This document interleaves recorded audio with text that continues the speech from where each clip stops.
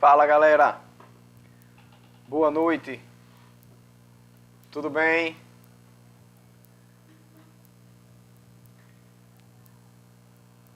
E aí, como é que vocês estão? Galera, hoje uma pequena mudança aí de programação. Beleza? Mas que responsabilidade é a minha agora. Entrar no lugar da professora Gleicia de português e suceder uma belíssima de uma aula de química com a professora Inayara. Rapaz, que aula, viu? A menina arrasa. Show de bola. Turma, como é que vocês estão? Avise aí qualquer coisa. Como é que tá meu áudio? Cadê vocês? Estão aí? Dá uma boa noite aí, vá. Eu ver que vocês estão aqui, beleza? Bora. Semana passada eu tive uns probleminhas. Não sei se vocês perceberam, mas Marcel me substituiu, né? Se elas perceberam, é a mesma coisa, né? Não. Todo mundo diz que é a mesma coisa.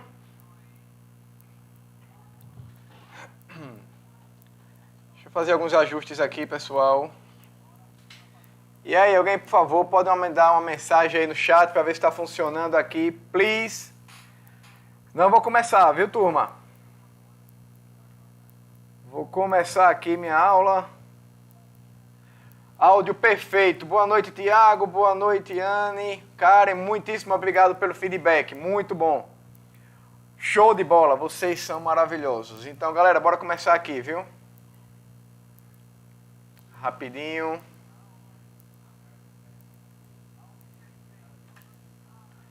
Jefferson, boa noite, meu querido. Tudo bom? Pessoal, na aula de hoje, nós vamos... Não notou a diferença, meu brother? Que bom. Que bom. Turma, na aula de hoje nós vamos dar início à parte de área das figuras planas. Galera, pega o seu caderninho aí, certo? O bicho é bom. Grande Lázaro. Quer nada, meu amigo. Você que é o cara. Vem pra cá com as músicas, meu amigo. Quem se atreve a cantar daquele jeito, hein? Você arrasa, meu brother. Um abração, meu querido. Pessoal, pegue o caderninho aí, certo? Façam as anotações de vocês. Eu vou esperar um pouquinho, certo? Porque vocês precisam fazer as anotações que a gente vai ver hoje aqui, galera. Turma, vai ser a base para geometria espacial isso aqui. É a base para geometria espacial, galera. É geometria plana. E principalmente essa parte de áreas de figuras planas. Por quê? Porque é nessa parte aqui que vocês vão... Marcel já começou, foi Jefferson? Só não sabia até onde. Ele já começou essa parte aí. Bem, mas de qualquer forma eu quero retomar meu raciocínio, beleza? Então vamos adiante. Viu? Separei isso aqui para vocês, eu preciso seguir meu raciocínio. Lá vai. Eu achava que ele tinha começado outras coisinhas lá. Mas tem nada não. Não se perde não. Faça o esqueminha de vocês aí. Beleza? Turma, bora lá. Como eu falei, como eu estava falando aqui, é uma espécie de casamento, galera. Escute só. Mais tarde nós vamos casar a geometria plana com a geometria espacial. Certo? Então, bora lá. O que acontece? Tudo que for trabalhado na geometria espacial vai pegar como base a geometria plana, certo? E hoje essa parte aqui de áreas é fundamental. Viu, galera? Então, bora lá aqui, ó. Vamos começar por ele, o quadrado. Turma, o quadrado, lembrando que é aquele quadrilátero, ou seja, 4 lados, que possui a mesma medida. Então, se eu afirmar que aqui mede L, aqui também vai medir L, aqui também vai medir L, e aqui também vai medir L. Certo, galera? A área do quadrado, turma, anote aí, ó. A área de um quadrado, AQ, L elevado a 2. Anote aí, por favor. Porque daqui a pouco serão muitas fórmulas. A área do quadrado é o lado elevado a 2. Beleza, galera? Decorei, viu? Lembrando que o quadrado ele possui 4 lados de mesma medida e 4 ângulos retos. Certo, gente?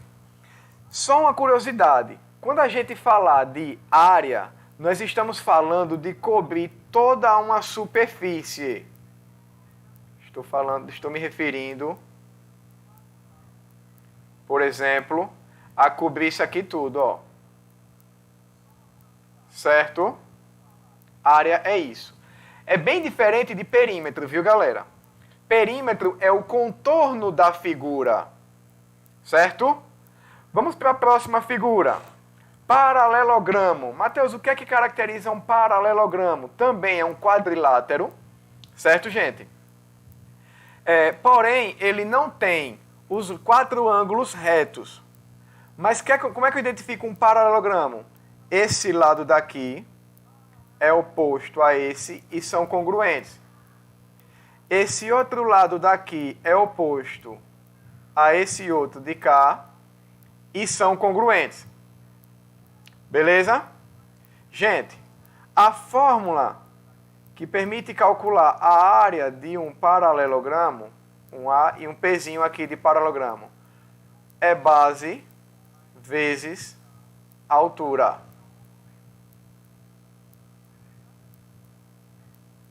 Anote aí. Agora detalhe, galera. O que é que acontece aqui no paralelogramo? Esse lado aqui, que eu vou passar um marca-texto, ó. Esses dois lados aqui, esse e esse outro, eles não servem como altura. Galera, por que não serve como altura? Simples. Eu quero determinar a altura do meu quarto aqui. Apesar de muita gente achar que eu estou dentro de um banheiro. Certo? Não estou não, estou dentro do quarto, viu? Se eu quero determinar a altura do quarto, qual é a maneira correta da gente esticar a fita métrica? Perpendicularmente ao solo e ao teto. Não está certo se você puxar a fita métrica na diagonal. Tem que ser perfeitamente na vertical. Isso é a altura, galera. É a distância entre as bases. A altura pode vir do lado de fora, como pode vir também aqui dentro, ó, galera. Tá aqui. Perceba que tem que ser o quê? Perpendicular. Perceba que tem que formar o quê? Ângulo de 90. Beleza, galera? O próximo, também bastante conhecido de vocês. Olha ele aqui. Opa. É o retângulo. Galera, o retângulo, ele também é um quadrilátero, pois tem 4 lados, certo? Os lados opostos, além de paralelos, também são congruentes, ou seja, tem a mesma medida. Estou identificando os lados congruentes aqui. Beleza, turma? O que é que acontece? Perceba que tanto esse lado daqui, vou passar o marca-texto, esse daqui e esse outro, eles são perpendiculares às bases, certo? Formam-se ali 4 ângulos retos, ó. Portanto, estes lados aqui, diferente do paralelogramo, serve como altura. Beleza, galera? Logo, a fórmula da área de um retângulo, a área do retângulo, é a mesma do paralelogramo. Base vezes altura. Porém,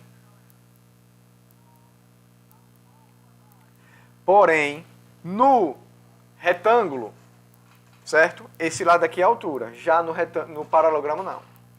Turma, anote aí, certo? Esses são os 3 primeiros que nós estamos vendo aqui, a área, certo? Vou passar para os próximos.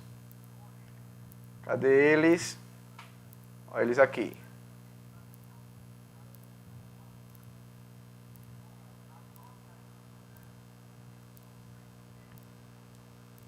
Chegou. Número 4, galera. Losango.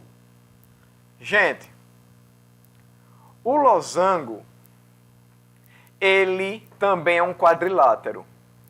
O que é que o losango tem de especial, Mateus? Lá vai, galera.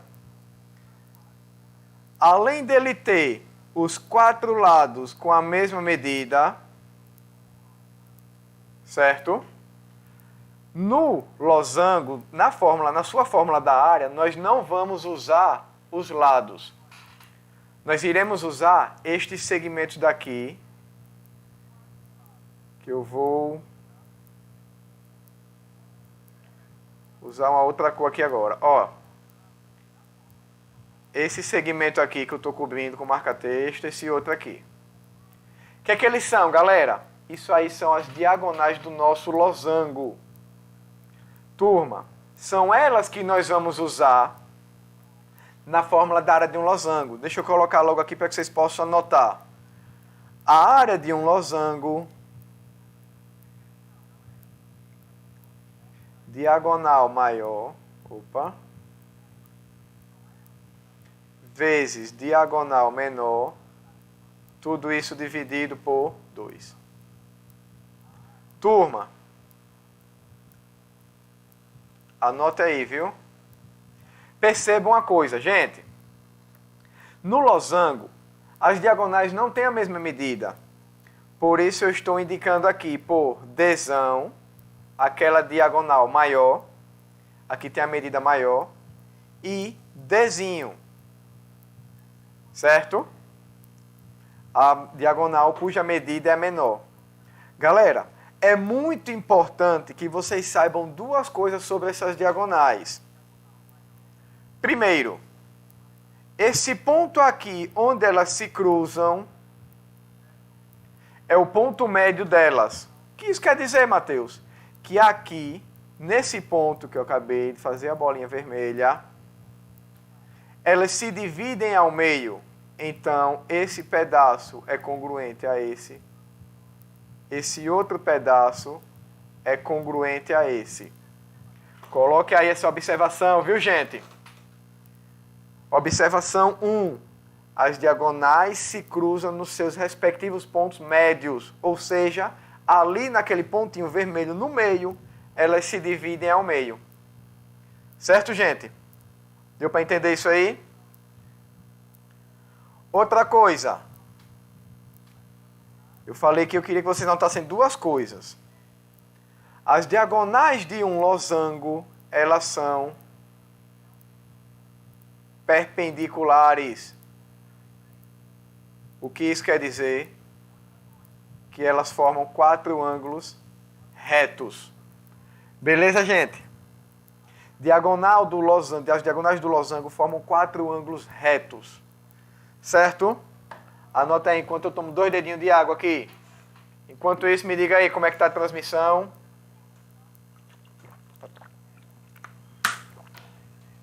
Cadê vocês? Estão aí? Ou caiu tudo? Me diga aí, vocês.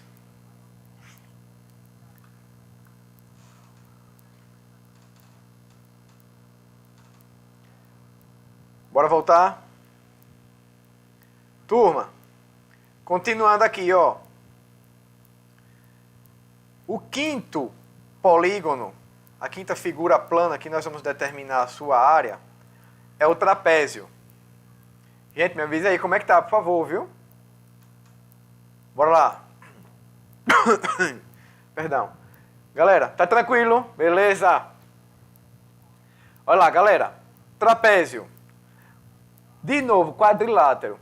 Qual é a característica de um trapézio? Deixa eu chamar aqui para ficar melhor para vocês. Olha lá, galera. O trapézio, ele tem a seguinte característica. Ele tem apenas um par de lados paralelos, que nós vamos chamar de bases, certo? Esse par de lados paralelos, esse aqui de baixo, ó, eu vou passar um marca-texto azulzinho. E esse outro aqui, ó, são as bases. Perceba que eles são paralelos. Esses dois lados são paralelos. Portanto, consideraremos como sendo as bases. Certo? Perceba que as medidas não são as mesmas. Então, nós teremos aí a base maior e a base menor, que nós iremos representar por Bzão e por Bzinho. Entendido, galera? Turma, a distância entre as bases vamos chamar de altura. É como eu falei lá no retângulo, como eu falei no paralelogramo, a distância, perpendicularmente falando, é a altura. Beleza?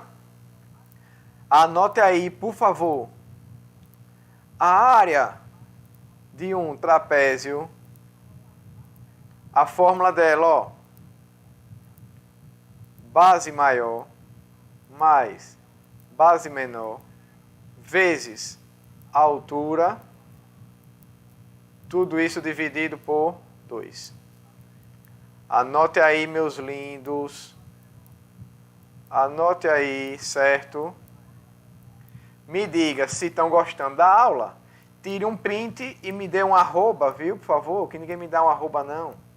Olhe, tire um print aí, aula de Matheus Melo. Viu? Vai lá no Insta. Matheus Melo, prof. Viu? Vocês aí, tudo blogueiro, ninguém me dá um arroba, né? Povo ruim. Vamos voltar. Gente, área do trapézio, vá fazendo seu resuminho aí, por favor, viu? Porque quando a gente tiver lá em geometria espacial, gente, a base aqui é um trapézio. Qual é a fórmula da área de um trapézio? Vocês vão recorrer para isso aí, viu?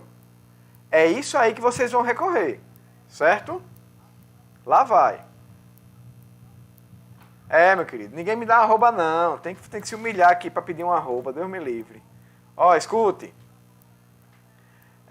Gente, continuando aqui no trapézio, esse outro daqui tem um detalhe. Perceba, esses dois lados aqui que nós não utilizamos nesse primeiro trapézio se chamam lados transversais. A mesma coisa para esse outro trapézio daqui, ó. A mesma coisa para esse outro trapézio. Certo? Mas o que é que acontece? Perceba que um dos lados desse outro trapézio que eu estou aqui marcando, ó, de verde, ele é perpendicular às bases. Certo? Portanto, esse trapézio aqui, o nome dele é trapézio retângulo, e esse lado aqui, galera, também serve como altura. Dá para fazer melhor. Certo, turma? Então, se o trapézio for isósceles, a fórmula é a mesma. Beleza? Então, anotando, né? Posso passar próximo. Gente, eu deixei por último esse carinha daqui, que apesar de ser o carinha que tem menos lados, mas é o carinha mais cobrado e também é o que mais tem fórmulas. Impressionante, né? Deixa eu arrumar aqui.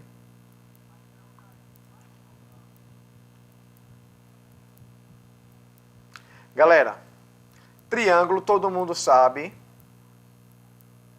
que é um polígono de 3 lados. Beleza? Tranquilo, né, gente? O que é que acontece? Vamos relembrar aqui. O triângulo, o lado que dá sustentação a ele, certo? É a base. A fórmula da área de um triângulo, pessoal, a clássica, essa daqui, ó.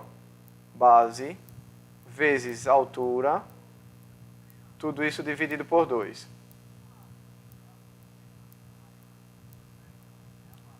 Galera, perceba que a altura é a distância entre a base e o vértice oposto. Está aqui a base, de verde, está aqui o vértice oposto, certo?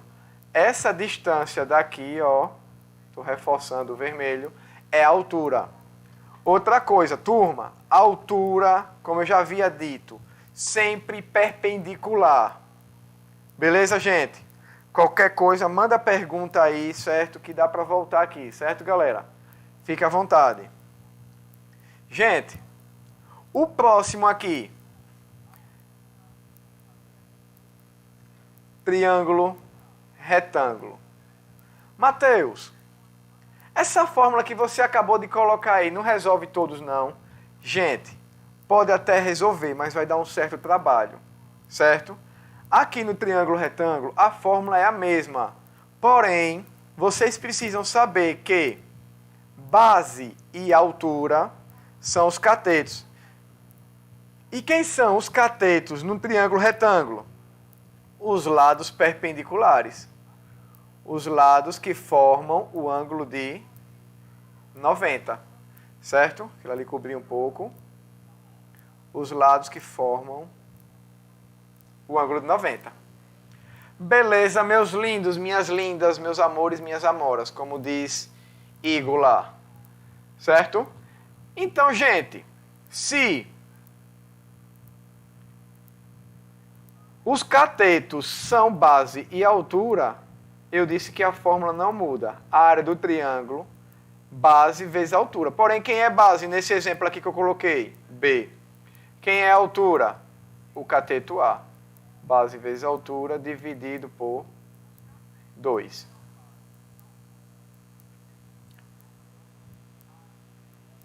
Tudo claro? Tranquilo, gente? Eita, que esse bicho ficou grandão.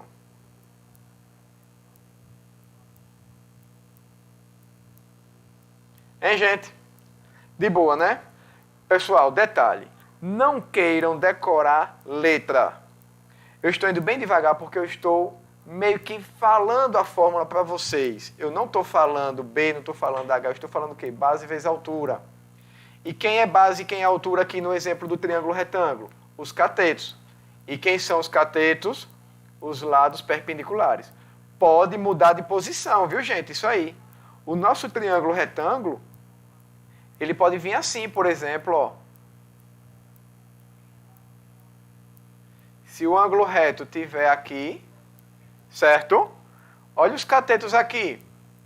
B, A e aqui embaixo C.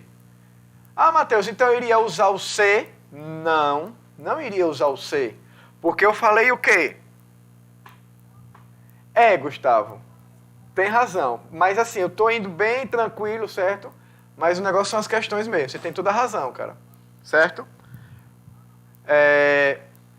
Galera, o que acontece ali? Os catetos, base e altura, continuam sendo A e B. Por quê, Mateus? Mas não é o lado que está dando sustentação ao triângulo. Porque são os lados perpendiculares. O que foi que eu falei, gente? Anote aí, por favor. Triângulo, retângulo. Triângulo, retângulo. Quem é base e quem é altura? Os catetos. Certo, gente? Bora lá. Triângulo equilátero agora. Vamos lembrar aqui o que é um triângulo equilátero. Galera, triângulo equilátero é aquele triângulo que tem os três lados congruentes. Certo? Triângulo equilátero possui os três lados com a mesma medida. Gente, não sei se está aparecendo aí, mas aqui é a letrinha L. Portanto, esse triângulozinho que eu coloquei aqui para vocês tem lados medindo L. Galera, anote aí. Área do triângulo equilátero, L ao quadrado, vezes raiz de 3, tudo isso dividido por 4. Anote aí, turma.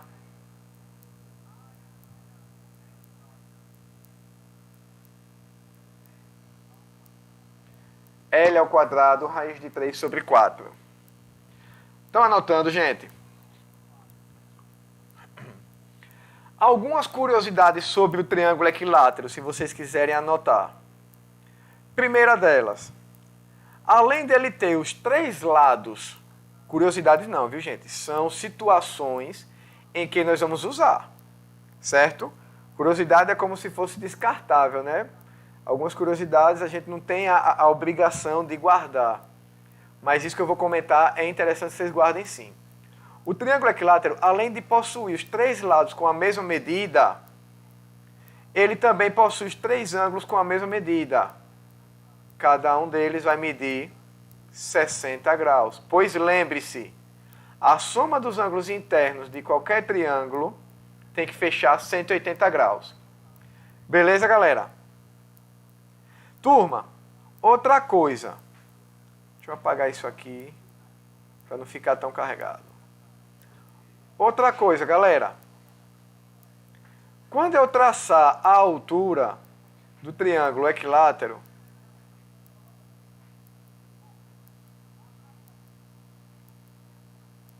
tá aqui, ó, a altura.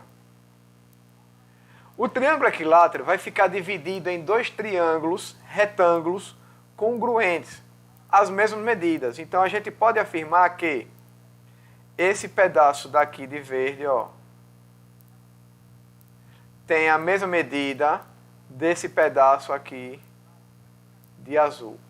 Portanto, esse ponto aqui, onde a altura toca o lado,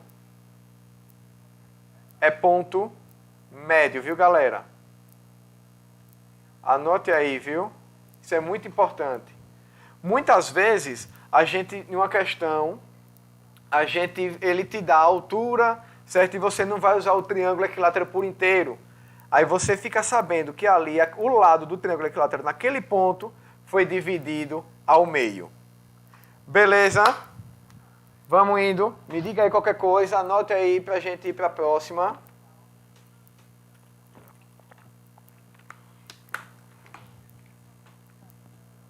Gente, tem mais essa fórmula aqui para triângulo, ó.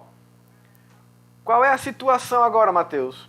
Alguma pergunta aí para triângulo equilátero, qualquer outro triângulo que seja? Se não, acompanha aí, ó. A próxima situação é essa. É um triângulo qualquer. Porém, a situação é que nós temos 2 ângulos, perdão, 2 lados e um ângulo entre eles.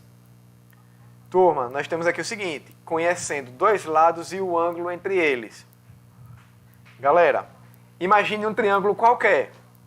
Ah, Matheus, por que aqui a gente não usa a primeira? Porque eu posso não saber quem é a base, a questão pode não me dizer quem é a altura. Entendido, gente? Por isso que, nesse caso, a gente tem que ver, tem que analisar muito bem a situação, certo? Como eu falei para vocês, aqui nós temos 2 lados e um ângulo entre eles. Eu separei aqui para vocês o lado B, o lado C e o ângulo alfa que está aqui entre eles, perceberam? Nesse caso, gente, a área desse triângulo vai ser calculada da seguinte forma. Um lado vezes o outro, vezes o seno do ângulo que está entre eles. Tudo isso dividido por 2. Anota aí e chame. Vem em mim, viu? Vem em mim, viu? Deixa eu arrastar um pouquinho mais para cá, cobriu ali, galera. Me perdoe. Opa, o que é que eu fiz aqui? Tá aí a fórmula, gente. Rapidinho.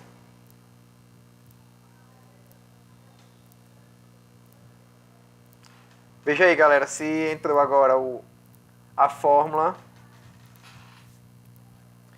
Um lado vezes o outro, vezes o seno do ângulo que está entre eles, dividido por 2. Certo? Cosme está perguntando aqui, esse tipo de triângulo. Não, Cosme, no Enem não é tão recorrente não, cara. Sabe? Tiago disse que nunca ouviu falar dessa fórmula. Certo, Cosme? Foi Cosme? Sumiu aqui. Jefinho também nunca viu essa. Então, Não é tão recorrente não, certo? No Enem principalmente, mas é interessante, veja só, por quê? Não é uma questão... Se eu pegar a fórmula do triângulo retângulo e usar nas duas partes... Opa, sumiu aqui. Deixa eu voltar aqui a pergunta. Professor, se eu pegar a fórmula do triângulo retângulo e usar nas duas partes do equilátero, depois de somar o resultado, encontra a área do equilátero. Se eu pegar a fórmula do triângulo retângulo e usar nas duas partes do equilátero. Sim, sim, sim. Bem observado. Se você e usarmos no equilátero, é isso que eu falei, gente, ó, que foi perguntado agora aqui no chat, super interessante, certo? Falou-se o seguinte: eu tenho aqui um triângulo equilátero, certo? Vocês estão a fim de fazer demonstração, né? Show de bola. O que é que acontece? Qual foi a pergunta feita aqui pela colega? Se eu, aqui isso aqui tudo no mede L, certo? Se eu traçar a altura aqui, ó, se eu traçar a altura aqui, temos aqui um ângulo reto, certo? Aqui é H, e aqui quem é? Passa a ser o quê? L sobre 2, certo? Esse raciocínio, ele é muito utilizado, certo? Caso você esqueça da fórmula da área do triângulo equilátero, certo? E aí como é que eu vou calcular a área agora desse triângulo? Duas vezes, não é?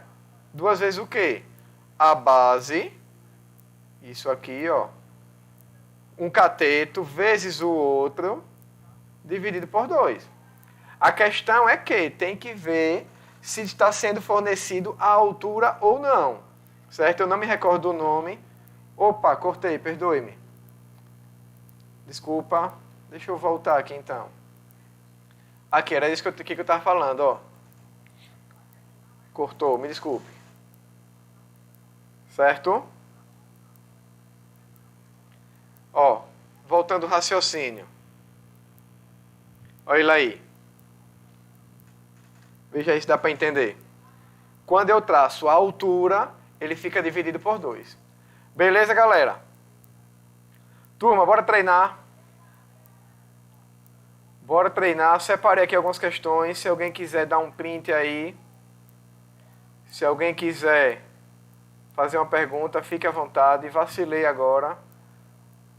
Quando eu coloquei a minha anotação lá do outro lado. Esqueci que vocês não enxergaram.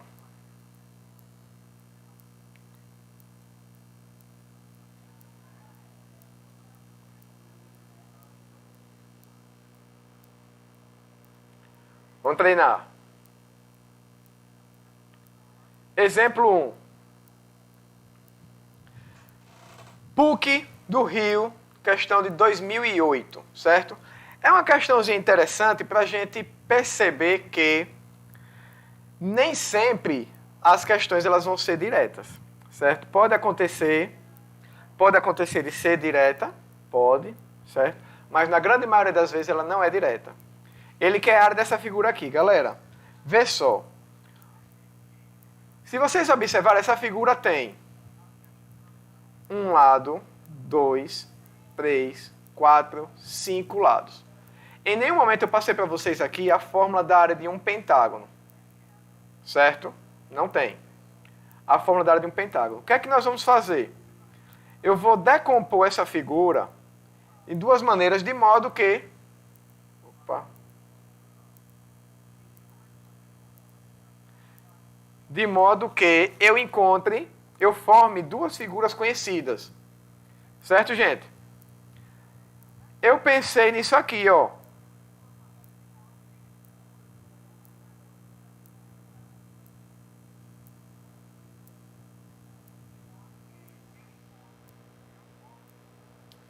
Ué, galera, perdoe-me, tá acontecendo alguma coisa aqui, meus slides estão... Olha lá. Separei aqui. Certo, gente? O que é que acontece? Eu vou chamar esse triângulo aqui de figura 1. E esse retângulo aqui embaixo de figura 2. Perceba que o que eu fiz ali foi uma decomposição das duas figuras, certo? Era um pentágono, tracei aquela linha vermelha ali e obtive um triângulo e um quadrilátero, que nesse caso é um retângulo. Galera, vou fazer aqui primeiro a figura 1. Lá vai, ó. A figura 1 não é um triângulo. Área de um triângulo. Galera, se vocês analisarem com calma, a figura 1 é um triângulo o quê? Retângulo. Pensem um pouquinho aí e tentem responder qual o valor para essa medida daqui, ó. Certo? E também para essa outra aqui de vermelho. De vez em quando eu estou lá no chat assistindo a aula de alguém e vocês reclamam. Não deu nem tempo de pensar. Não deu nem tempo de deixar a gente responder. Então veja aí. Quanto será que mede esse cateto verde e esse outro cateto vermelho aí? Quais serão as medidas deles? Deu tempo de responder? E aí? Olha lá, vou no verde, viu? Turma. Tudo isso aqui não mede 6. Tudo isso aqui mede 6, ó. Certo? E aqui, desse lado, tem 3. Que corresponde a esse pedaço aqui. Boa, Cosme. Chegou. Deu tempo antes de mim. Certo?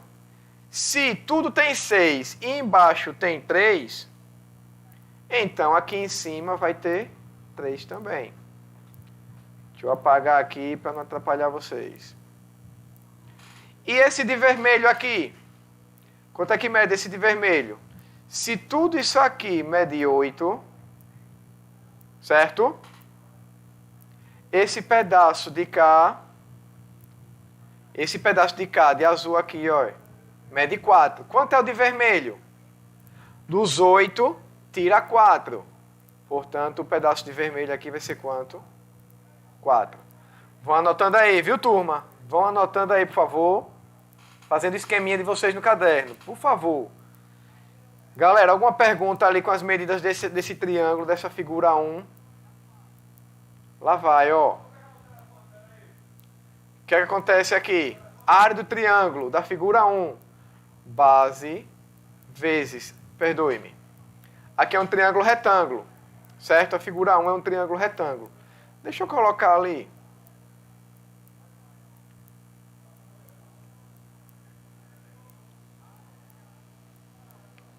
Triângulo, retângulo. Certo, gente? Eu coloquei agora há pouco que a fórmula da área de um triângulo retângulo é cateto vezes cateto. Quem são os catetos aqui? 4 vezes 3, tudo isso dividido por 2. 4 vezes 3, 12 dividido por 2, 6. Galera, eu vou agora para a figura 2. A figura 2 é um retângulo. Cuidado para não confundir com o retângulo que está lá em cima. Lá em cima foi triângulo, retângulo. Aqui embaixo é um retângulo mesmo. Um quadrilátero, certo? Esse quadrilátero daqui, gente, ó. Certo? Qual é a fórmula da área de um retângulo? Não é base vezes altura? Quanto nós temos de base? 8. Vezes. Quanto é que nós temos de altura? Olha ela aqui embaixo. 3. 8 vezes 3. 8 vezes 3, 24. Turma, porém, a área total vai corresponder ao quê? Ao somatório da área 1, que foi aquele triângulo retângulo, mais a área 2, que foi esse retângulo aqui embaixo. Quanto é que dá isso? é só a gente fazer essa soma daqui, ó. Certo? 6 mais 24, 30. As unidades estão em centímetros, 30 centímetros quadrados. Letra B de bola. Beleza, galera? Tranquilo? Espero que esteja dando para vocês irem fazendo as anotações de vocês aí, certo, gente? Depois reforcem essas questões, certo? E eu vou estar tentando disponibilizar para vocês mais tarde isso aí. Vou passar para o segundo exemplo de hoje, ó. Esse aqui. Exemplo 2. PUC do Rio de Janeiro. Vestibular conceituado, viu? Um festival foi realizado num campo de 240 metros por 45 metros. Sabendo que, por cada 2 metros quadrados, havia em média 7 pessoas, quantas pessoas havia no festival? Galera, lá vai, ó. O que é que acontece aqui? Ele não está falando que tipo de figura nós temos. Também não precisa. É um campo, todo mundo aqui é brasileiro, certo? E sabe que ele está se referindo a um campo de futebol. Professor, ele podia ser mais explícito. Poderia, gente. Poderia. Porém, a partir do momento que ele menciona ali 2 dimensões, a gente já sabe que ele está se referindo a um retângulo. 240 por 45. Certo, gente? Galera, a parte mais fácil disso aqui é achar a área desse retângulo. Qual é a fórmula da área de um retângulo? Base vezes a altura. A área de um retângulo, quem é a base? 240 vezes quem é a altura? 45. Multiplicando 240 por 45, eu vou encontrar 10.800 metros quadrados. Galera, até aí muito fácil, né? Mas o que é que muita gente erra nessa questãozinha, turma? Olha, ele não está te dizendo que a cada metro quadrado existem 7 pessoas. Ele está te dizendo que a cada 2 metros quadrados havia, em média, 7 pessoas. Gente, muito cuidado nisso aí, pessoal. Muito cuidado mesmo. Certo, gente? Galera, o que significa a cada 2 metros quadrados nós termos 7 pessoas? Você pode fazer uma regra de 3. Certo? Opa, pessoas tem 2 S's. Não é porque a professora de português não veio hoje. Então, Cosme, boa pergunta, cara. Era até uma coisa pra gente comentar daqui a pouco. Saiu, né, as datas aí, cara. Vamos conversar, deixa a gente conversar aqui, certo? Vou passar a sua pergunta aí para Marcel, para Igor. Não sei se eles estão vendo a sua pergunta aí. Se eles quiserem entrar para poder responder a sua pergunta, mas muito pertinente, certo? A questão é que, em se tratando de spoiler ou não, Cosme, todos os professores vão ter que readequar um pouco o seu planejamento, cara, certo?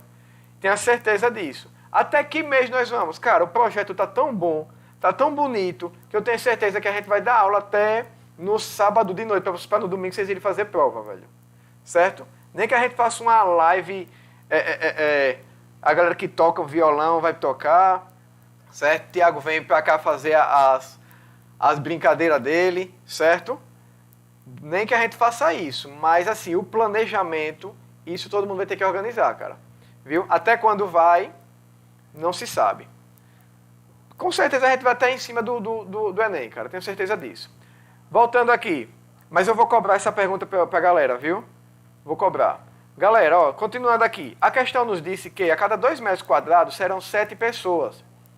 Isso quer dizer que 1 metro quadrado eu tenho, em média, 3,5 pessoas. Professor, se eu quiser fazer por regra de 3, tem problema? Problema nenhum. Certo? Problema nenhum. Viu, Cosme? É sério, velho. O projeto tá massa, muito massa mesmo. Tenho certeza que a galera tá aqui e abraçou a causa. Certo? Boa, Jéssica. Então, no sábado a gente faz uma revisãozinha light e tal e só resenhar. Viu? Bora estudando até lá. Galera, o que é que a gente vai fazer agora? Escute só. O campo tem uma área de 10.800 metros quadrados. Nós descobrimos aqui que 1 metro quadrado tem 3,5 pessoas. Turma, é só fazer o que agora? O número de pessoas... Opa, Milena. Beijão, beijão. O número de pessoas vai ser dado como, gente? Para terminar isso aqui. Vai ser a área que nós temos, 10.800, vezes... Quantas pessoas tem por metro quadrado? 3,5, galera, olha. 10.800 vezes 3,5, eu tenho aqui, vai dar 37.800 pessoas, pessoal. Anote aí, por favor. Pelo jeito, eu dividi por 2 a área. Dá certo, a mesma coisa, Gustavo. Dá para fazer por regra de 3, dá para fazer por regra de 3 direto aqui já. Se quiser multiplicar por 7, depois dividir por 2, é a mesma coisa, não tem problema nenhum. Certo? Perceba que eu dividi por 2 antes, Gustavo. Aqui, olha. Eu dividi por 2 antes. Só isso. Beleza, galera? Não tem problema nenhum se multiplicar por 7 e dividir por 2. Qual é a resposta disso aqui? 37.800, item C de casa. Beleza? Eu acho que nessa não ficou nada de fora não, né? Graças a Deus. Às vezes eu me empolgo aqui e me perco. Turma, bora para mais uma. Chama. Bora para mais uma. Essa daqui tá chegando. Lá vai.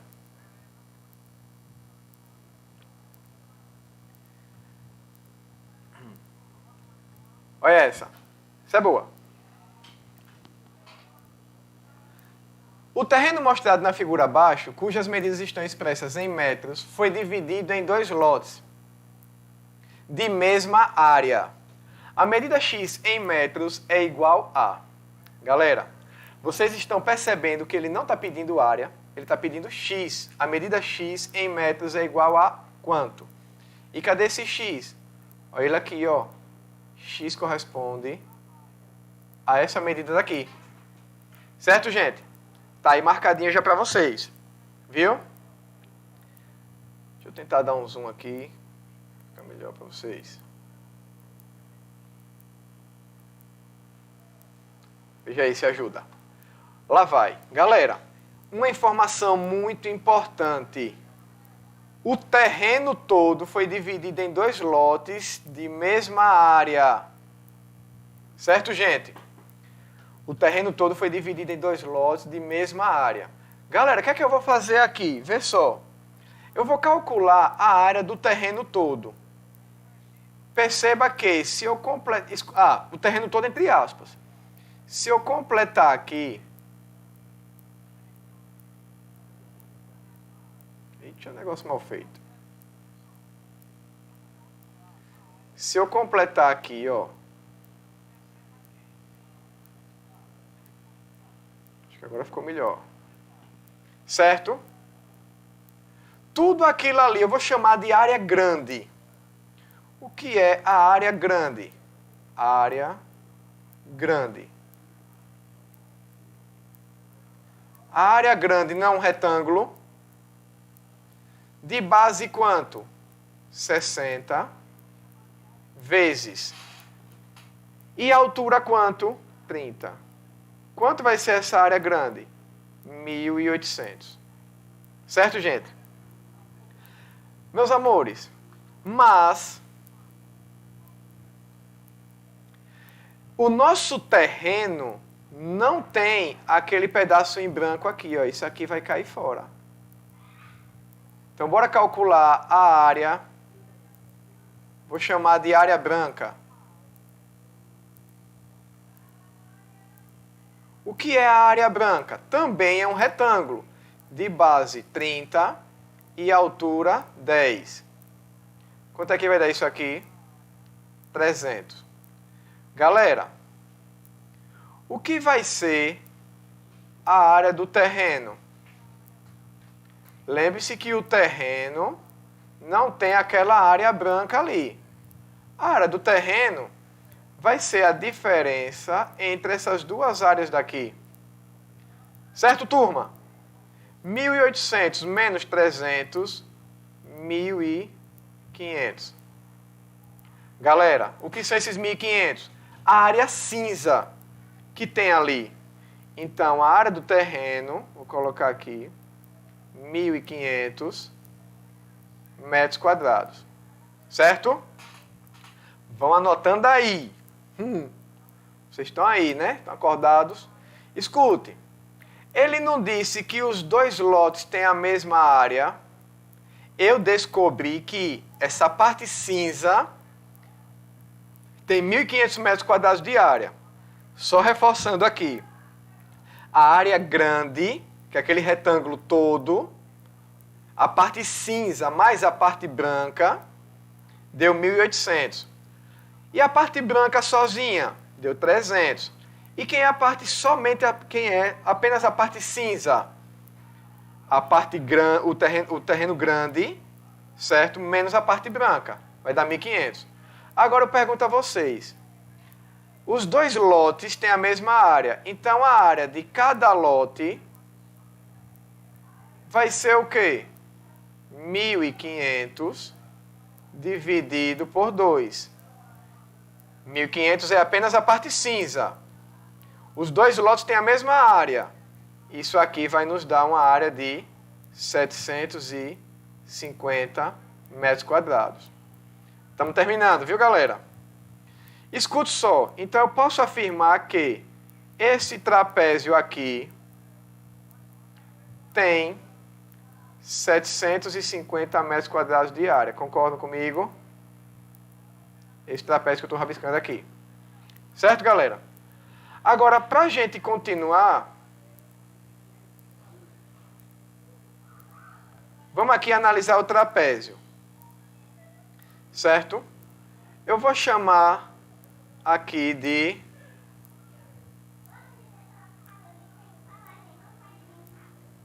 área 1.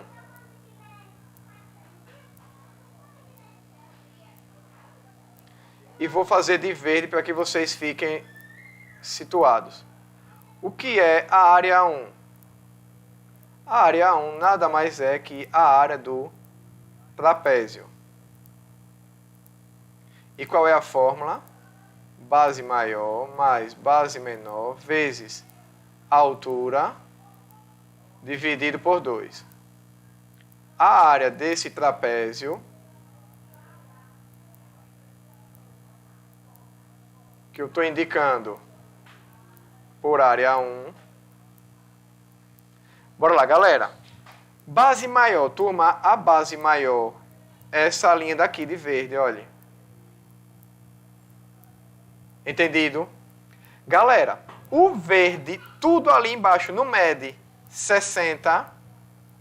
E o verde sozinho? E aí, será que dá tempo de vocês pensarem? Perceba, tudo ali embaixo tem 60. Certo? Só que o 60 é formado como? O pedaço verde mais o pedaço vermelho. Eu quero apenas o pedaço verde. Quem é ele?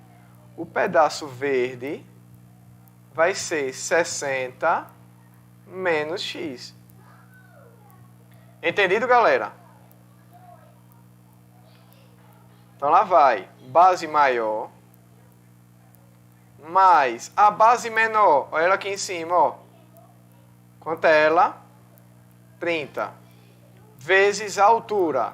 Olha a altura aqui na lateral, perpendicular. 20. Tudo isso dividido por 2. não entendeu 60 da área grande? Bora aqui. Tiago disse que não entendeu 60. Tiago, deixa eu terminar aqui e eu volto a sua pergunta, cara. Eu volto a sua pergunta, eu prometo. Certo? Galera, vê só. A área 1, a gente não já sabe qual a sua medida. Olha ela aqui, ó. Certo? Então eu posso dizer que isso aqui é igual a quanto? 750. Vou fazer um cancelamentozinho aqui, ó. 20 dividido por 2 vai dar 10. E aqui nós temos o quê? 60 mais 30. 90. Menos x. Tudo isso vezes 10 igual a 750. Olha outro cancelamento aqui, ó. Certo? Sobrou o que aqui? 90 menos x igual a 75. Se eu passar o 90 para lá, ele vai diminuindo. 75 menos 90 vai dar menos 15. Multiplicando por menos 1, x vai dar igual a 15. Deixa eu arrastar para cá antes que suma.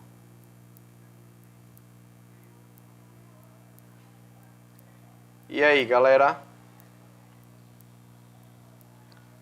Tiago falou que não entendeu aquele 60 da área grande. Vou explicar, viu, Tiago? Sim, x deu igual a 15, resposta item é. Para a gente finalizar, tirando a dúvida aqui do nosso querido amigo Tiago, o que é que acontece? Na área grande que eu estou considerando é essa daqui, ó. Vou passar o marca-texto por cima. Olha, Tiago. Isso aqui tudo, ó. Base. Essa questão eu poderia resolver por lógica. Cosme, tem a sua lógica aí sim. Certo? Tem a sua lógica aí sim. O 30 está na metade. Então. Certo? Olha lá. Ô, Tiago. O que acontece? Eu estou considerando a área grande como sendo isso aqui tudo, ó. Percebeu que aqui tem 60. Aqui tem 30, ó. Certo? É esse retângulo aí. Se eu fechar ele todinho aí. Certo, Tiago? Esse 60 daqui, ó. Esse daqui de baixo. Entendido? Que estava ali pequenininho. Turma. Então, galera, tenham cuidado com essa lógica, certo? Vocês têm que ver o que é que tem ali, porque veja só, dá um 15 ali, que é a metade do 30, que por sua vez é a metade do 60, certo? Mas as duas áreas são a metade uma da outra, certo? Mas fica essa dúvida aí, se realmente essa lógica, ela pega essa linha de raciocínio. Entendido, galera? Turma, chegou o nosso horário. Eu quero me despedir de vocês. Beleza? Saber se vocês têm alguma pergunta para fazer, galera. Certo?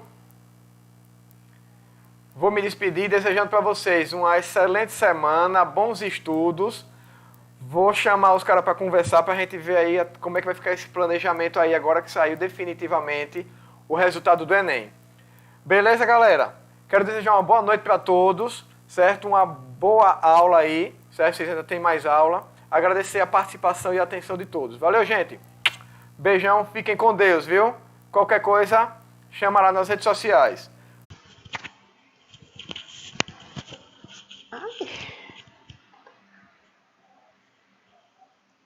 Já foi.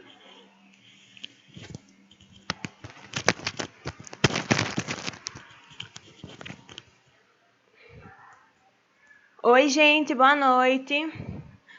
Vou esperar dar 9 horas para poder começar, né? Ainda faltam uns minutinhos. E é o tempo também de vocês irem beber uma água e voltarem para poder assistir a aula.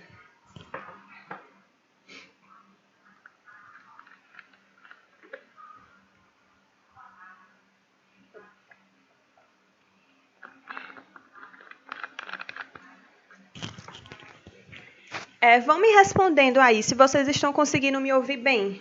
Porque eu estou sentindo que aqui o quarto está com barulho, mas não sei como é que vocês estão me ouvindo.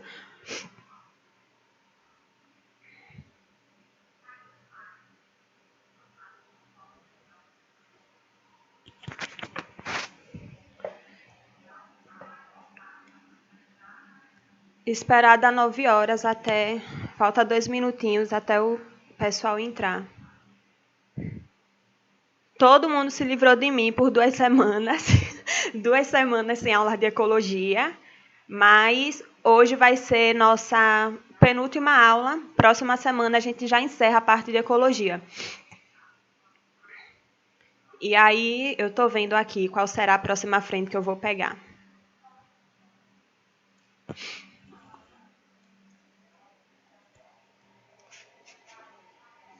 Pronto, o Tiago falou aqui que está tudo ok, então vocês estão me ouvindo bem. Então, pronto.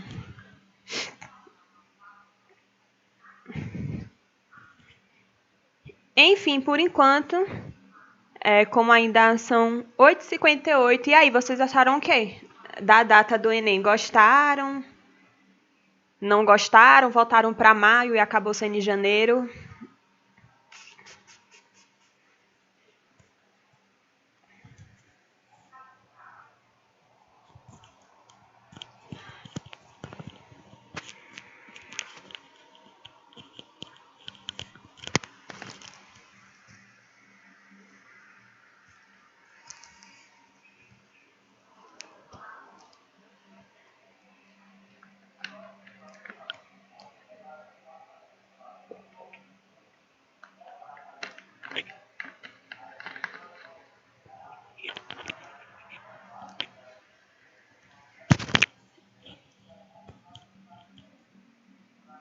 Bioquímica, eu estou pensando em pegar bioquímica mesmo, porque é bem importante, é uma base assim que vocês realmente precisam ter.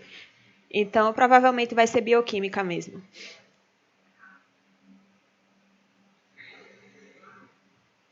Né? Depende bastante, assim. Eu entendo, sabe, quem queria que fosse em maio, mas também entendo as pessoas que gostariam que fosse em janeiro. Também teve isso. Pediram para voltar, mas não levaram em consideração, né? Mas enfim. Vamos começar a aula, já são 9 horas. Então, a aula de hoje será sobre ciclos biogeoquímicos. E nós vamos falar sobre 2 ciclos, que são os ciclos mais importantes, que é o ciclo do carbono e o ciclo do nitrogênio. Professora, tem outros? Tem ciclo do cálcio e do enxofre, mas eles nem são cobrados assim. Então, a gente vai focar bastante naquilo que a gente tem certeza que o Enem cobra, que é ciclo do carbono e ciclo do nitrogênio. No final, vai ter 3 questõezinhas que eu coloquei para a gente responder. E a apostila também sobre esse assunto já está pronta. Inclusive, já está pronta desde a semana passada. Está no drive lá do La Casa da Biologia. Então, bom, o ciclo biogeoquímico, como eu coloquei aqui para vocês, é o percurso realizado no meio ambiente por um elemento químico essencial à vida. Ou seja, esse elemento, no que a gente vai ver hoje, será o carbono e o nitrogênio. Então, da palavra bio, de biogeoquímico, o bio é dos seres vivos, porque nós precisamos dos seres vivos para que esse ciclo ocorra. A palavra gel vem do ambiente, né, do ambiente terrestre, por onde esse elemento químico ele vai circular. E a parte químico do biogeoquímico é do elemento químico, que no caso, como eu já falei, vai ser o carbono e o nitrogênio.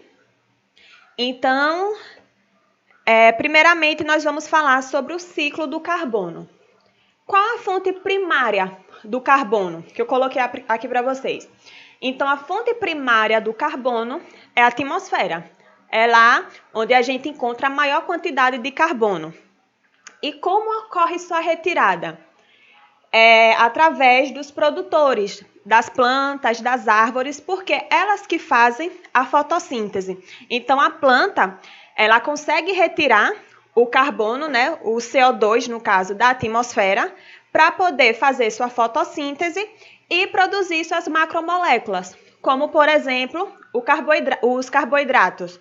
Exemplo, a glicose, que é um produto da fotossíntese, no qual a planta vai usar essa glicose para poder ter energia, enfim.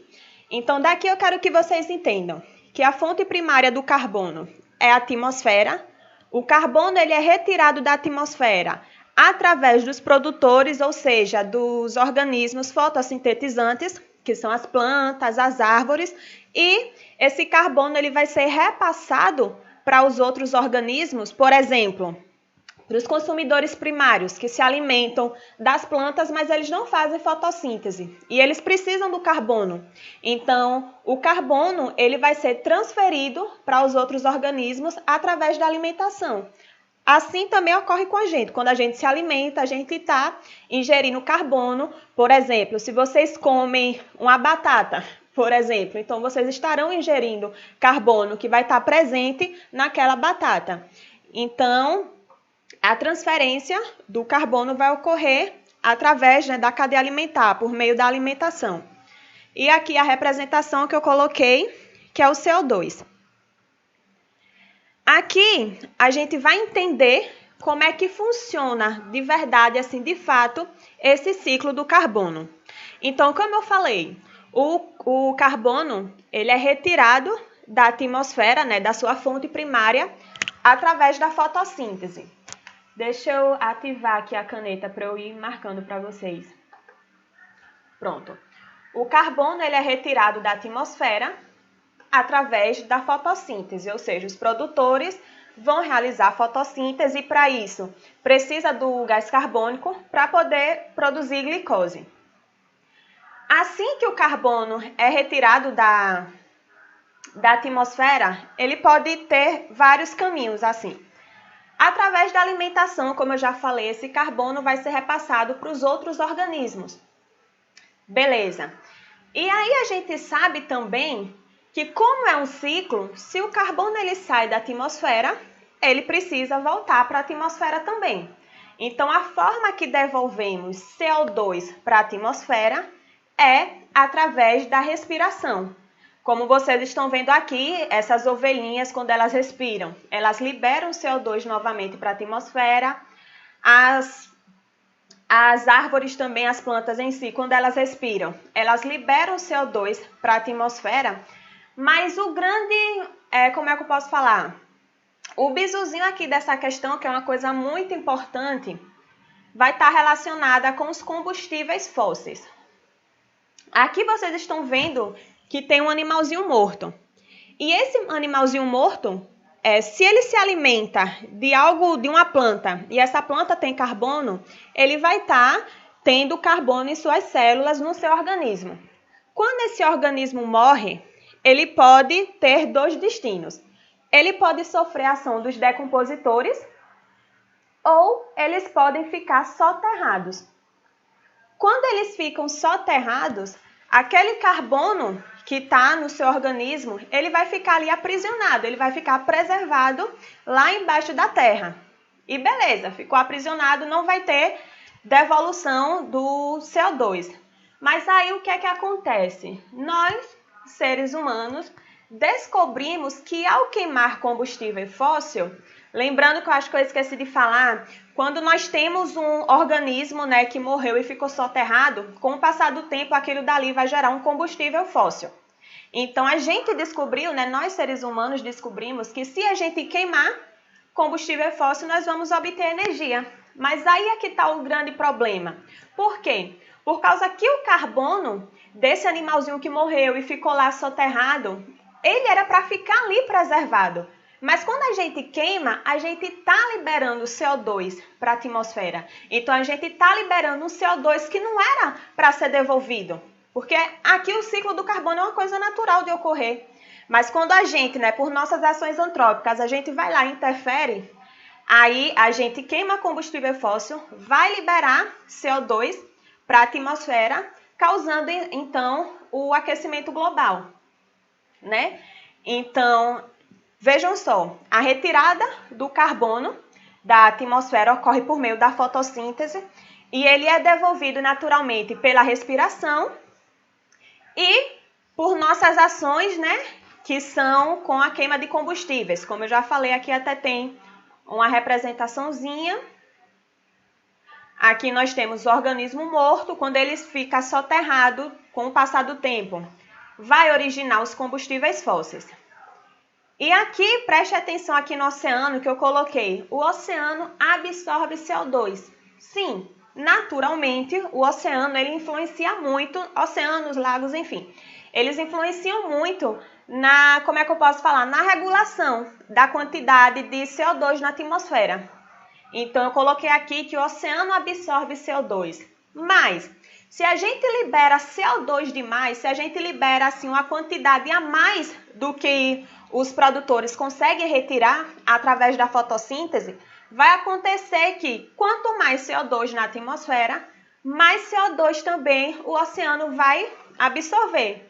E qual é o problema disso? O problema é que essa elevada concentração de CO2 na atmosfera está influenciando também na absorção do CO2 pelos oceanos, o que está ocasionando a acidificação dos oceanos, porque quando esse CO2 é absorvido pela água, ele vai reagir com ela e vai formar ácidos. Então, está gerando um problema ambiental que a gente vai discutir melhor sobre acidificação dos oceanos, aquecimento global, na próxima aula que a gente vai falar sobre impactos ambientais.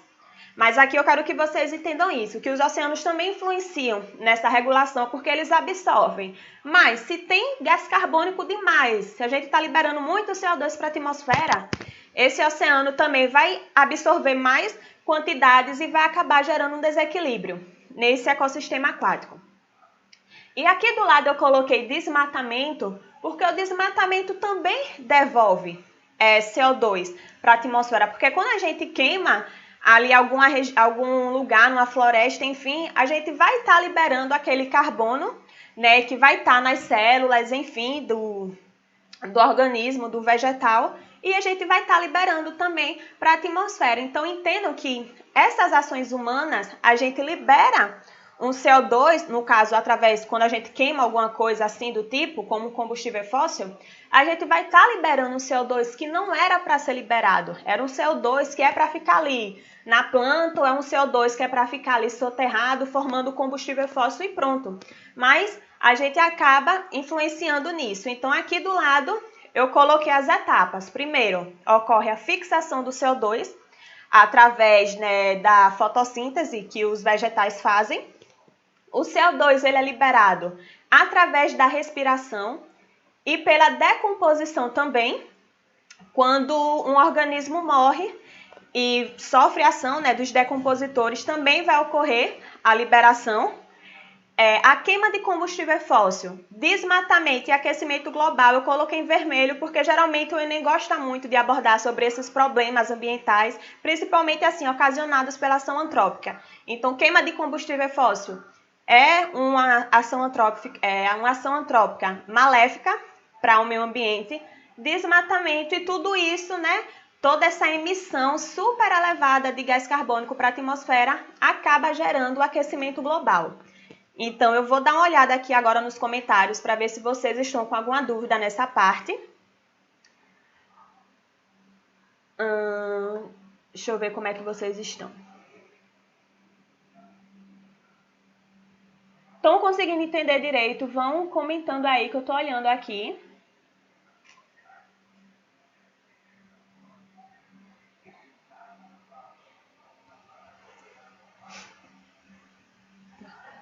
Pronto, dando continuidade. Isso daqui eu coloquei, fica o questionamento para vocês.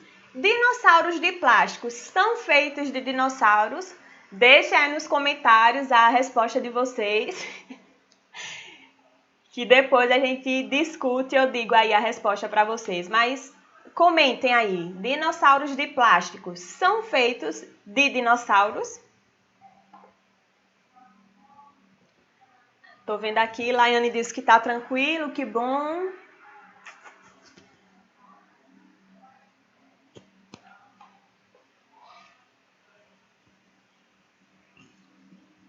Pronto, vou dar continuidade, então. Então, aqui a gente encerra a parte do ciclo do carbono. Ele é bem simplesinho mesmo. E se atentem principalmente a esses fatores aqui, né? Que a gente sabe que o Enem ama colocar problemas ambientais, impactos, mas também a gente vai discutir melhor sobre todos os problemas ambientais na próxima aula, que vai ser uma aula só sobre impactos ambientais, para a gente falar de desmatamento, aquecimento global, tudo. E agora nós vamos para o ciclo do nitrogênio, que é um pouquinho mais complexozinho, né? Um pouquinho maior, mas dará tudo certo também. Então, assim como o carbono, a maior fonte de nitrogênio é a atmosfera. A atmosfera é um grande reservatório de nitrogênio.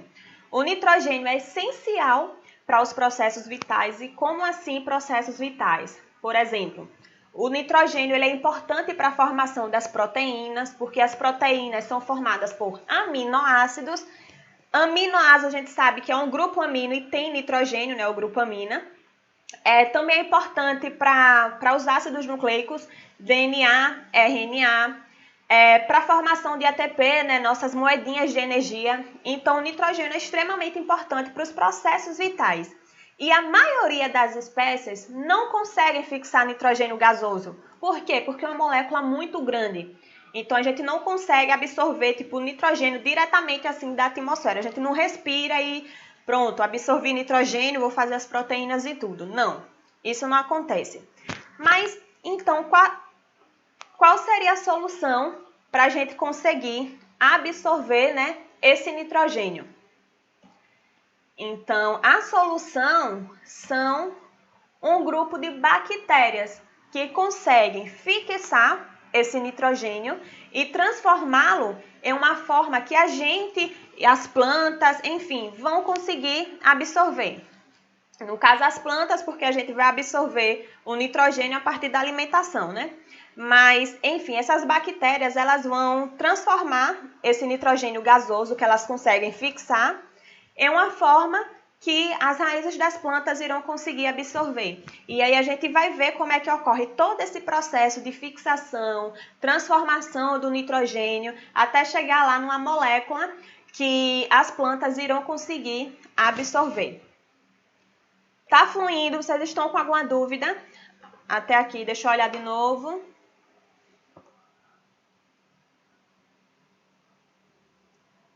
Pode ser considerado uma ação.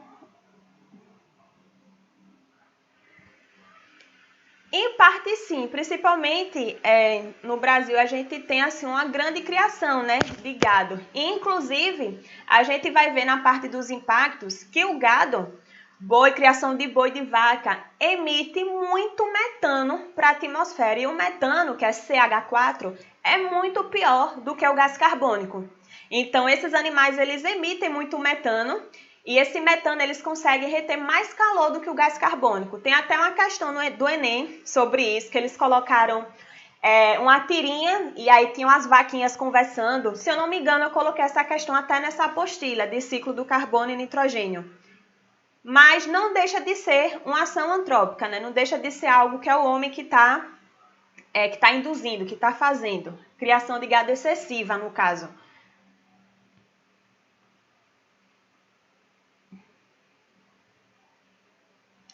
Deixa eu passar o slide aqui. Pronto, então aqui vamos ver agora como é que ocorre direitinho o ciclo do nitrogênio. Aqui, cadê a caneta? Pronto. Essa parte aqui, gente, está sendo representada, no caso, o solo. Como vocês estão vendo, aqui nós temos uma raiz de planta, que é o corte justamente dessa região aqui. Então, tudo isso aqui que eu vou mostrar para vocês vai estar ocorrendo no solo. Então, como eu falei, a maioria dos organismos não conseguem absorver o nitrogênio gasoso, diretamente da atmosfera. Então, a gente precisa das bactérias, e essas bactérias que vão fixar o nitrogênio, elas são chamadas de bactérias fixadoras de nitrogênio.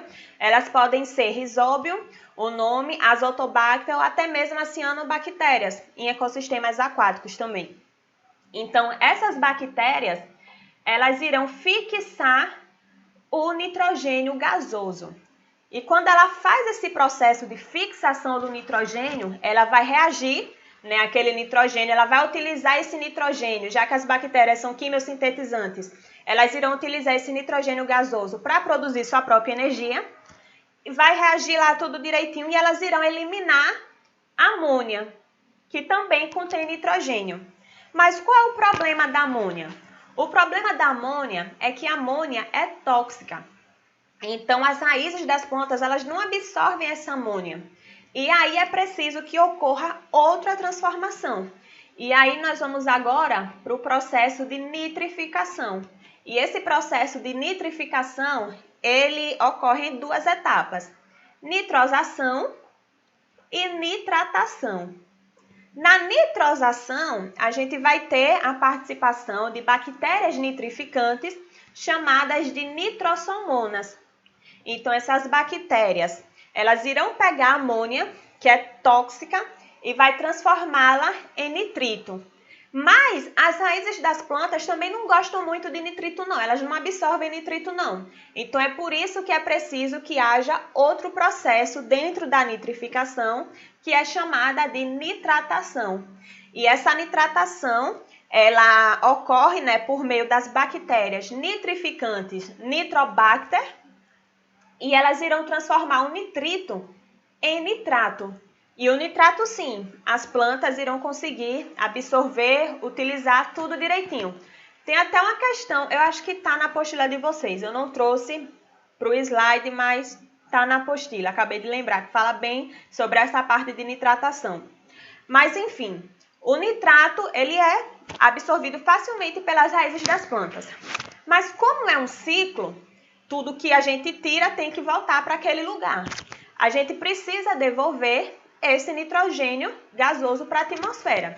E para poder fazer essa devolução, a gente vai precisar dessas bactérias aqui, as bactérias desnitrificantes, que são as pseudomonas. Então, além da raiz, né, além da raiz da planta absorver o nitrato, as bactérias desnitrificantes também irão absorver esse nitrato, irão utilizar esse nitrato para poder produzir sua própria energia e depois vai liberar esse nitrato na forma de nitrogênio gasoso para a atmosfera. Mas aqui também tem outro processo que eu quero falar para vocês, que é o de amonificação e o da decomposição. Aqui, como vocês estão vendo, esse círculo aqui, a gente está tendo a representação de matéria orgânica. E essa matéria orgânica pode ser ou um cadáver, né, um animal que morreu, ou excretas nitrogenadas de animais. Então, essa matéria orgânica, ela vai sofrer o processo de decomposição.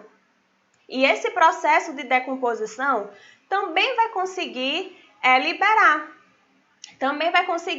amônia. Mas parte dessa amônia que ocorre, né, a partir desse processo de decomposição, ela consegue reagir muito bem com a água. Então, a partir da decomposição, a gente vai ter a liberação de amônio. E esse processo aqui, como não é uma amônia que veio da fixação, como ocorre aqui, a gente chama esse processo aqui da formação do íon de amônio de amonificação. Eu vou reexplicar essa parte porque eu acho que ficou confusa para vocês. Eu falei que as bactérias, elas fixam o nitrogênio, que no caso são as bactérias fixadoras de nitrogênio. São as únicas que irão conseguir retirar o nitrogênio gasoso da atmosfera. Mas no processo de amonificação também vai ocorrer a produção de amônia. Porém, como eu já falei, a amônia ela é tóxica, mas essa amônia daqui, quando ela reage com a água, ela vai produzir íons amônios e esses íons eles são bastante solúveis em água. Então, a raiz da planta também vai conseguir absorver parte desse íon amônio aqui, mas também a outra parte vai passar por esse mesmo processo de nitrosação, nitratação, até chegar na raiz da planta para poder ela conseguir consumir o nitrogênio na sua melhor forma, que é na forma de nitrato. Então, nós também temos a formação de amônia a partir do processo de decomposição.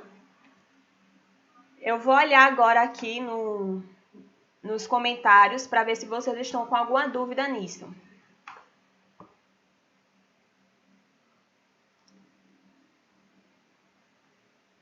Sim. O Tiago falou que viu um documentário. Olha, tem até um... Eu não lembro direito. Mas, para vocês terem ideia, o consumo de carne em si, ele traz muitos problemas. Até mesmo para poder a gente... para a gente não, né? Para as empresas fabricarem uma carne de hambúrguer só. É gastado, tipo, muita água para poder produzir uma carne só. Então, assim, tem muito problema em torno disso. Jéssica disse que se perdeu. Em que parte? Me dê assim um norte para poder eu reexplicar. Senão eu vou reexplicar o ciclo todo novamente. Então me fale aí qual foi a parte que você acabou se perdendo.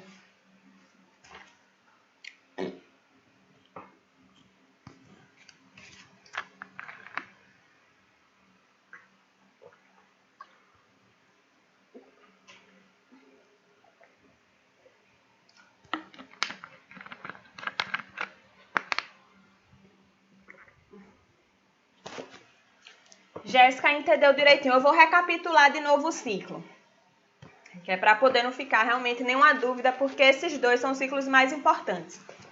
Então, falando novamente de forma bem geral, eu falei para vocês que a maioria dos organismos não consegue absorver o nitrogênio gasoso, né? O nitrogênio diretamente da atmosfera, porque é uma molécula muito grande. Então, a gente precisa da ação das bactérias fixadoras de nitrogênio, que essas bactérias irão pegar o nitrogênio gasoso e vai transformar em amônia. Porém, como eu já falei também, a amônia ela é tóxica, então ela precisa sofrer mais alguns processos até se tornar consumível pela raiz da planta. Então aí a gente vai ter ação das bactérias nitrificantes dentro do processo de nitrificação. E esse processo ele é dividido em duas etapas, nitrosação e nitratação. A nitrosação vai pegar a amônia e vai transformar em nitrito. E a nitratação vai transformar o nitrito em nitrato. E é esse nitrato que vai ser absorvido pela planta. Então, basicamente, o ciclo do nitrogênio é um ciclo que vai transformar nitrogênio gasoso em nitrato, que vai ser absorvido pela planta. Mas eu falei também que, como é um ciclo, esse nitrogênio ele precisa ser devolvido para a atmosfera. E essa devolução do nitrogênio vai ocorrer por meio da ação das bactérias desnitrificantes, que são as pseudomonas, como está marcado. Assim, bem pequenininho embaixo tem o nome, tá, das bactérias que vão atuar. Então, essas bactérias desnitrificantes, elas vão pegar esse nitrato, irão reagir para poder produzir na sua própria energia. Como eu falei, as bactérias são quimiosintetizantes, então elas pegam esse nitrato para poder reagir e produzir energia, e depois de fazer todas as suas reações, vão eliminar esse nitrato na forma de nitrogênio gasoso, que é esse nitrogênio aqui, que será devolvido para a atmosfera. E eu falei também sobre o processo de decomposição e amonificação. A decomposição ela vai ocorrer quando a gente tiver algum animal ou alguma planta que morreu, ou com as excretas nitrogenadas também, que tem ácido úrico, enfim. Então, quando os decompositores agem sobre essa matéria orgânica, e lembrando, essa matéria orgânica vai estar rica em nitrogênio. Se for uma planta, ela vai ter nitrogênio em suas células. Se for um animal, ele vai ter nitrogênio em suas células, né? Porque eles se alimentaram da planta e aquela coisa. Os consumidores primários se alimentaram da planta, já pegaram ali o nitrogênio. Quando os consumidores secundários forem se alimentar do primário, também irão estar ingerindo nitrogênio. Então, todos os organismos, quando morrem, eles terão nitrogênio na sua biomassa. Então, quando ocorrer esse processo de decomposição, vai haver a liberação de amônia, que aí já é o processo de amonificação, porque é outra forma que a gente tem de obter amônia. Então, essa amônia, ela, como eu falei, a amônia é tóxica, mas essa daqui ela vai conseguir reagir com água, ela vai liberar alguns íons e tudo mais. E dentro desses íons, nós teremos o íon amônio. que é esse NH4+ aqui. E esse amônio, ele consegue ser absorvido pelas raízes das plantas, mas também grande parte, né, da eliminação dos decompositores, depois que eles reagem e tudo mais, vai ser na forma de amônia mesmo, que vai ser tóxica, e aí essa amônia vai ter que passar pelos mesmos processos que essa daqui passou, pelo processo de nitrosação e nitratação, até a gente obter novamente o nitrato, que vai ser absorvido facilmente pela raiz. Então, deixa eu ver aqui se vocês...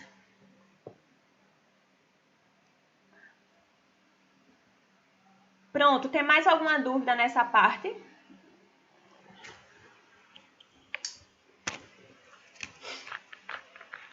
Na parte do ciclo do carbono, ninguém ficou com nenhuma dúvida não também, né?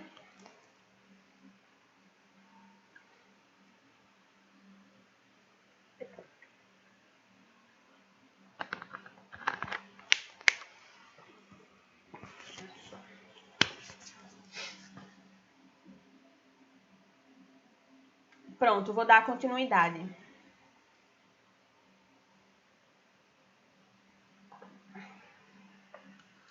Bacterioriza. A gente já viu até essa mesma imagem, esse nome, na aula de relações ecológicas. Então, bacterioriza é uma associação mutualística, onde nós teremos raízes de leguminosas com bactérias do tipo Rhizobium, que irão estar associadas em suas raízes.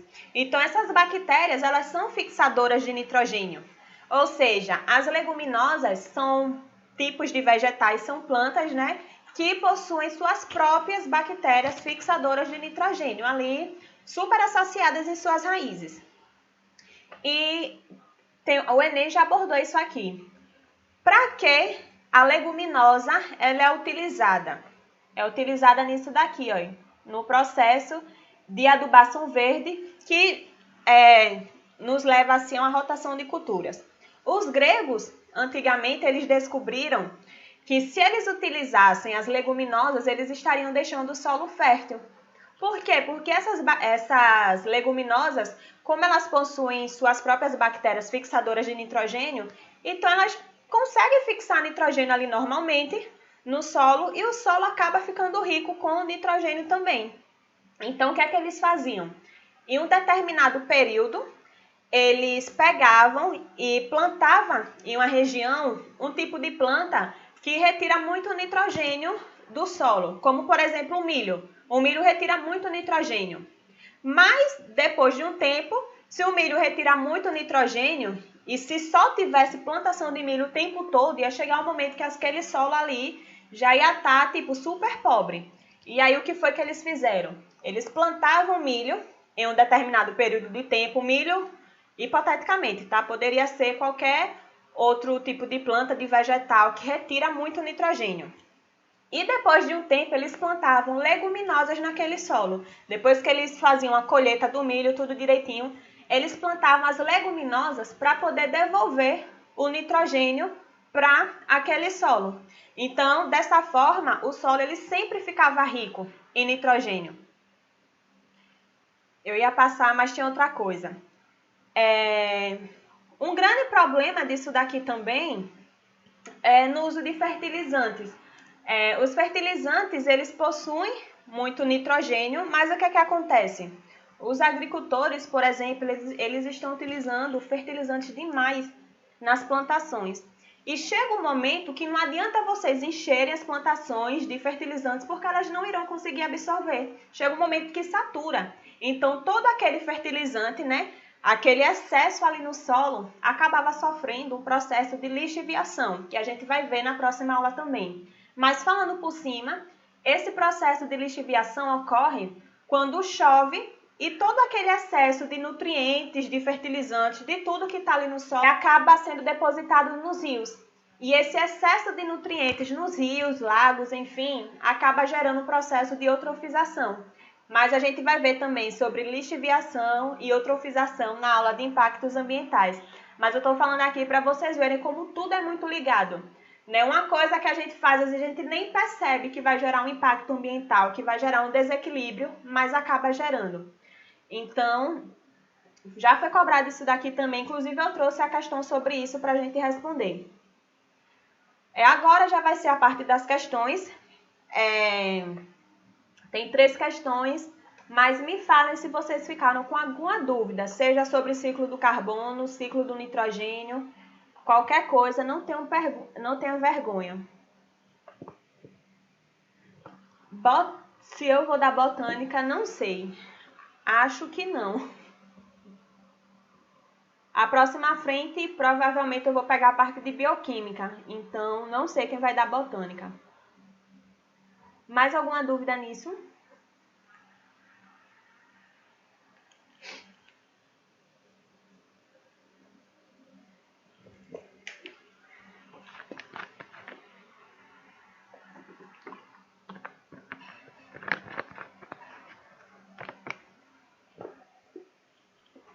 Então vamos para a parte das questões agora. Partiu praticar. Como já falei, coloquei aqui 3 questões Enem para a gente responder sobre o ciclo do carbono, ciclo do nitrogênio e uma falando sobre a Revolução Verde. Então, essa daqui do Enem 2009 fala o seguinte: o ciclo biogeoquímico do carbono compreende diversos compartimentos, entre os quais a Terra, a atmosfera e os oceanos, e diversos processos que permitem a transferência de compostos entre esses reservatórios.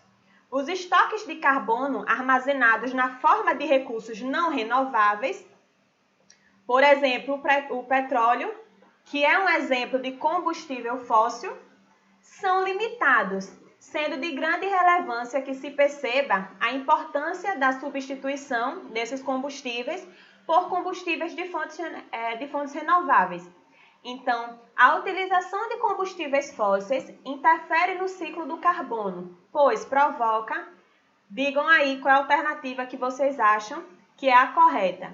Tem 2 alternativas aqui que eu acho que vocês podem se confundir, mas a gente vai debater sobre elas.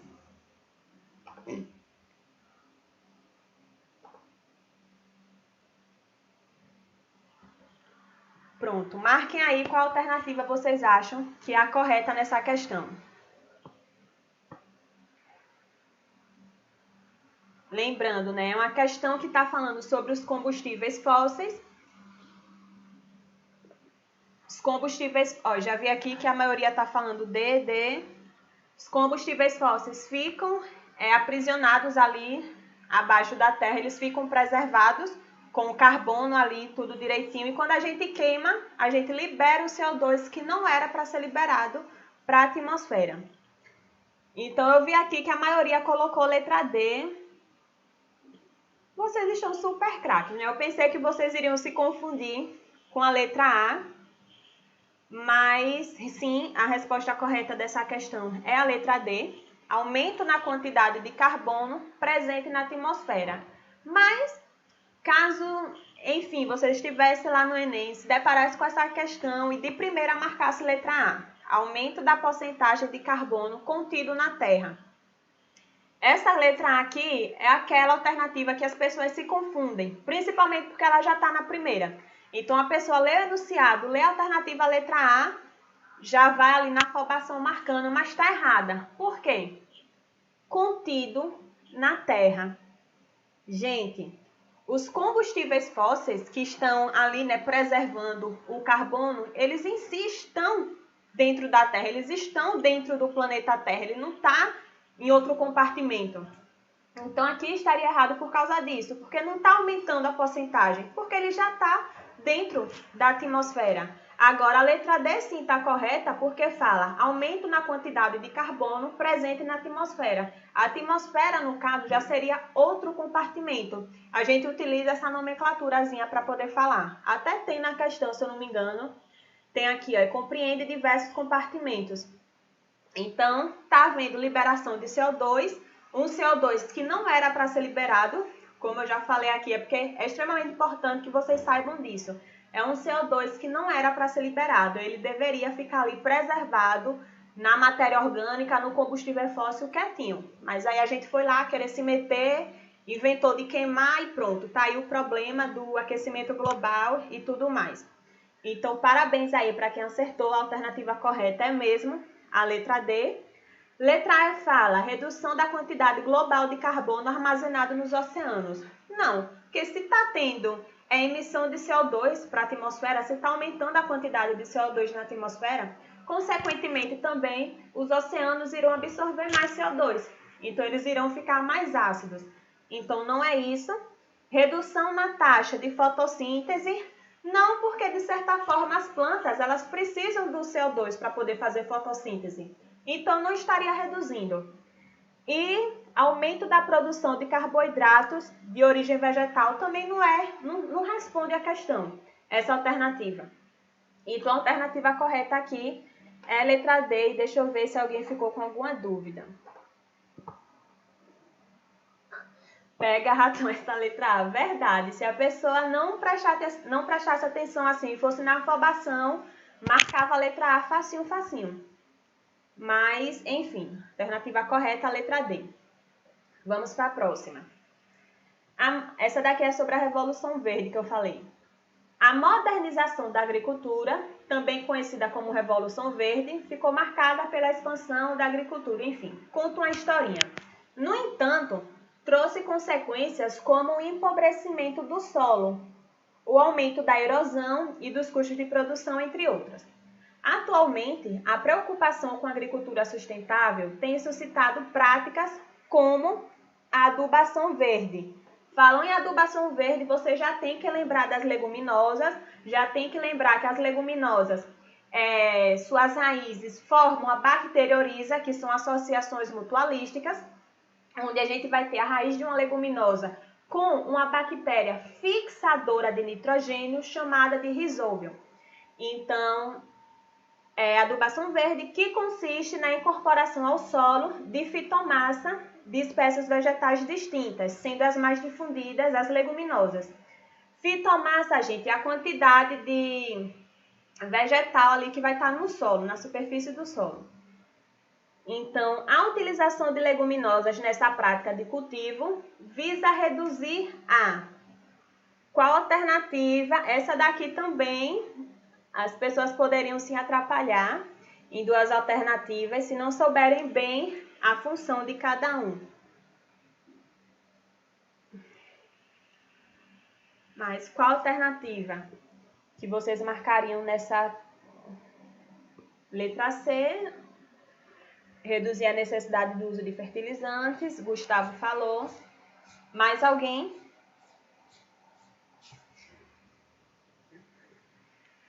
Estou vendo aqui a resposta de vocês.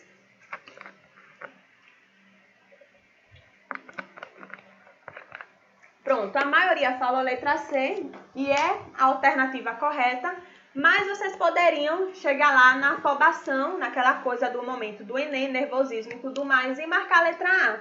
Utilização de agrotóxicos, porque tem muitas pessoas que ainda confundem agrotóxico com fertilizante. Agrotóxico, ele é utilizado ali para eliminar alguma praga, alguma peste que está ali consumindo aquela vegetação.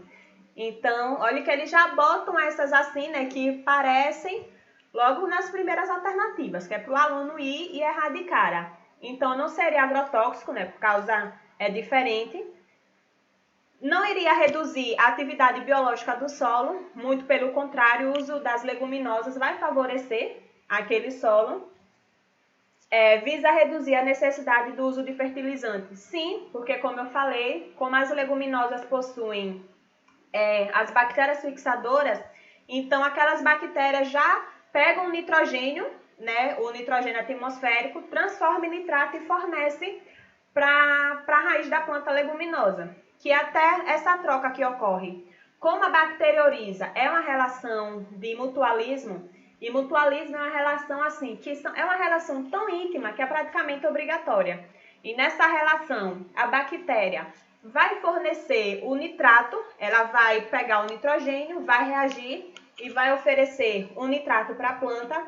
E a planta vai oferecer para essa bactéria alguns produtos alguns produtos oriundos da sua fotossíntese. Então, a relação ali que as duas estão sendo beneficiadas. Letra D, decomposição da matéria orgânica também não tem nada a ver, não responde. E capacidade de armazenamento de água no solo também não responde. Então, a alternativa correta dessa questão é a letra C, necessidade do uso de fertilizantes.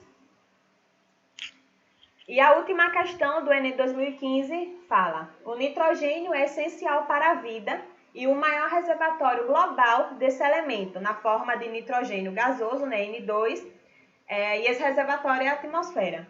Os principais responsáveis por sua incorporação na matéria orgânica são micro-organismos fixadores de nitrogênio, ou seja, são as bactérias fixadoras, que ocorrem de forma livre ou simbionte. Simbionte, gente, é quando estão associadas, como no caso da Rhizóbio, né, que vai estar associada com a raiz da leguminosa. Então, animais garantem suas necessidades metabólicas desse elemento pela... Qual alternativa vocês marcariam nessa questão?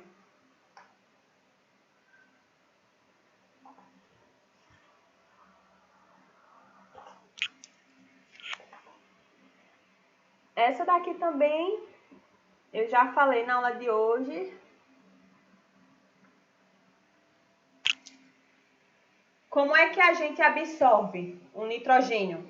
Lembrando, o nitrogênio é extremamente importante para a formação de nossas proteínas e a gente precisa de proteína para tudo, né? Para tudo no nosso organismo a gente precisa de uma proteína.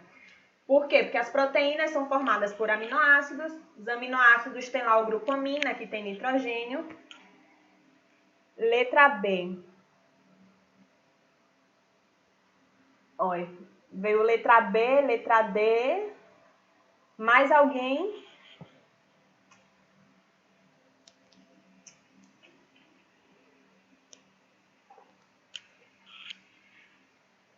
Então, eu vi que falaram letra B. Ingestão de moléculas de carboidratos vegetais.